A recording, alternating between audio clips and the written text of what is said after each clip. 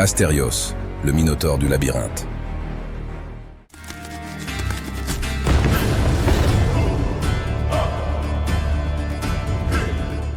Minos, le roi de Crète, avait reçu un magnifique taureau blanc de la part de Poséidon.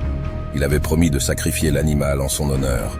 Cependant, il refusa et sacrifie un autre de ses taureaux à la place, enfreignant ainsi sa promesse envers le dieu des océans. En punition, Poséidon ensorcela Pasiphaé, l'épouse de Minos, la rendant éprise du taureau blanc, un amour contre nature. La reine rendra alors visite à Dédale, un ingénieux inventeur, et lui demanda de l'aider à s'unir au taureau blanc. Dédale, sous la menace, conçut alors une vache en bois, à roulettes, recouverte d'un cuir épais, et montra à Pasiphaé comment s'y introduire. De cette union contre nature naquit plus tard Astérios, le Minotaure, une créature mi-homme, mi-taureau d'une force extraordinaire. Le monstre fut enfermé dans un labyrinthe inextricable, construit par Dédale, sous le palais de Minos à Knossos, en Crète.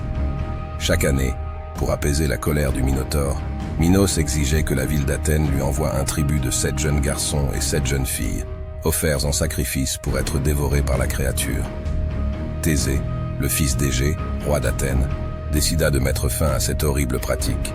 Il se porta volontaire pour faire partie du groupe de jeunes sacrifiés et partit pour la Crète. Arrivé à Knossos, il fut accueilli par Ariane, la fille de Minos, qui tomba amoureuse de lui. Ariane, compatissante envers les jeunes Athéniens sacrifiés, décida d'aider Thésée. Elle lui donna une pelote de fil pour marquer le chemin dans le labyrinthe afin qu'il puisse en sortir, après avoir vaincu le Minotaure. Thésée parvint à trouver le monstre et à le tuer, puis à retrouver son chemin hors du labyrinthe, sauvant ainsi sa vie et celle des habitants d'Athènes. Thésée et ses compagnons regagnèrent Athènes, mettant fin à la terrible pratique des sacrifices humains à Crète.